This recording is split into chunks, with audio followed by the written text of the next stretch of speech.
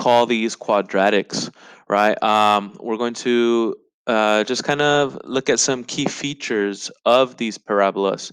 And so what I want to go ahead and start off is I want to start off with this green one right here, and we can kind of take a look of take a look at its behavior, right? Take a look at its behavior. This one right here, right? This one right here has a specific behavior. If we take a look at where it continues, um, it points down in both directions, right? So one thing I can state about this parabola here is I can go ahead and say, all right, this one here opens downwards, right? Opens downward, downwards. Okay, so it opens downwards. I'll write a little bigger. I know that's a little small. Okay, so it opens downwards. That's a behavior that this one shows, right? And a specific equation goes with that right there. And I just want to go over these key features. I'm not going too much in depth about it. Okay. Um, we take a look at this point right here, right? And that point right there is what we call the vertex. Okay, now that's what we call the vertex. In this situation here, the vertex, right? The vertex is going to be 1, 2, 3, 4, -5, -2. Okay, -5, -2. So the vertex is -5, -2. And that point right there, depending on the behavior, whether it points up or points down, it's going to be considered a minimum or a maximum, right? A minimum or a maximum. In this situation here, since it opens downwards, right? It goes up, up, up, up, and then it changes its behavior, goes back down, right? This right here is what we would call a maximum at, and the maximum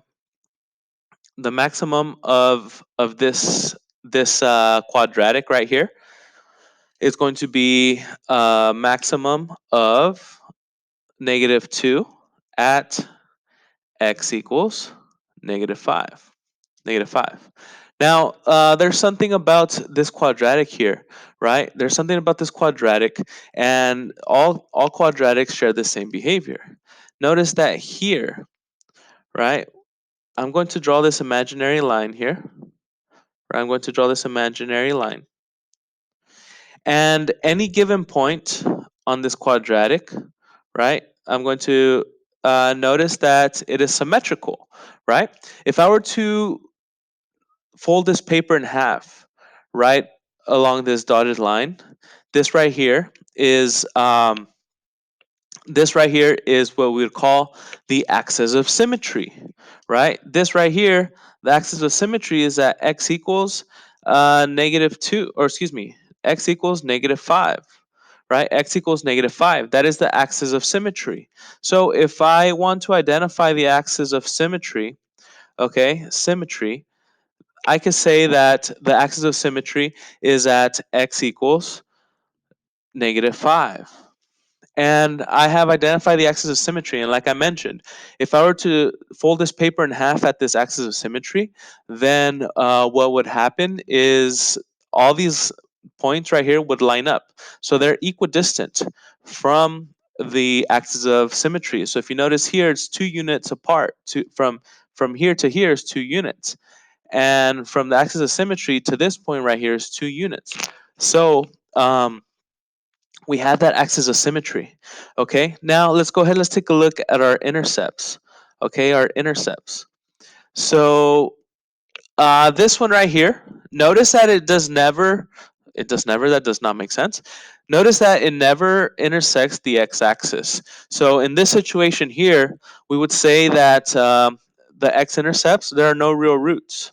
No real roots.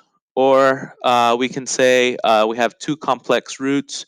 Um, if we were to use a quadratic formula on this specific quadratic, our radicand would be, or in this case, our discriminant, we call it our discriminant. Our discriminant would be negative. And so this one right here will have two complex solutions and will not have real roots. Now notice that I didn't draw this, or I didn't extend it all the way, But for this quadratic here, um, if I were to continue drawing it down here, right, it would intersect. I had a y-intercept at 0, negative 12.5. Okay, so in this case here, we're not too, I don't want you to be able to, okay, I can't solve it because I just drew this little portion here. Okay, and so I do want you to be aware that just because I didn't draw it all the way through does not necessarily mean that there's no y-intercept. But if I were to extend this line out all the way over here, we would have a specific y-intercept. All right, that's with green. Let's go ahead. Let's take a look at blue, and let's see if we have any other key features. And if you feel like I'm going too fast, you have the liberty to pause this and work at your own pace, right? Make sure that you pause it so that way you copy the graphs down. And let's go ahead and let's take a look at blue right over here. Okay.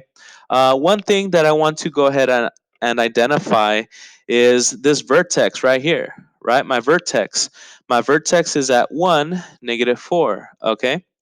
Um, Actually, I didn't talk about the behavior of it. This one right here, notice that it opens up, okay? So it opens upward. So that's a key feature, okay? The vertex in this situation here is at 1, negative 4. So this is at 1, negative 4 right over here. Okay, let me close that up. All right, so my vertex is at 1, negative 4. Now that I have that there, what I'm going to go ahead and do is I'm going to go ahead and find my, whether it's a minimum or a maximum. In this case here, since it opens up, right? I have a minimum right here. This is the lowest point. Now, if you're wondering, why don't I take into consideration a maximum in this situation for these parabolas? Well, notice that it goes up forever in this direction, and it goes up forever in this direction. Rather than saying, oh, I have a maximum at infinity, that does not necessarily make sense because infinity technically is not a number. It's the idea that it goes on forever, right? So in this situation here, we have a maximum, or excuse me, a minimum. So in this situation here, we have a minimum of negative 4 at x equals 1, right? When x equals 1, I have a minimum at negative 4. And I want you to look at the relationship between this minimums and maximums, our vertex, and our axis of symmetry as well. Let's go ahead, let's take a look. Notice that I have an axis of symmetry right through here. And this axis of symmetry, what I'm going to go ahead and do is label it as x equals 1. Okay, so axis of symmetry, I'm going to go ahead and abbreviate symmetry. Axis of symmetry, x is equal to 1. So if you take a look at our vertex and our minimum, at the value of our minimum, at the value of x, right? I want you to take a look at these relationships. They do have something in common. Okay. Now that we have that there, let's go ahead. Let's take a look at our intercepts. Okay. Our intercepts. Intercepts. All right. So let's go ahead. Let's take a look at my y-intercept. Okay. My y-intercept. And if you feel like you have to abbreviate, go ahead. By all means, these are your notes after all. But I do want you to get this important information. So if I take a look at the y-intercept, notice that it intersects the y-axis here, and this value here is 0, negative 3. Okay, so my y-intercept is 0, negative 3. And note that it can only intersect the y-axis one time. But if I take a look at my roots, if I take a look at my x-axis, right, and I take a look at the x-intercepts, right, here I have one at negative 1, 0, and I have one over here at 3, 0. Okay, 3, 0. Okay, so my x-intercepts, I'm going to go ahead, intercepts, I'm going to go ahead and abbreviate there. I have one at negative 1, 0, and I have 3, comma 0. Okay, so those are my x-intercepts. I went ahead and talked about my key features. Everything is done as far as describing this one here. For my last one, I'm going to go ahead a little faster for the sake of time. Okay, so let's go ahead and let's go through it. All right. For this one, I'm going to go ahead and move it down this way since it's on the first and fourth quadrant of my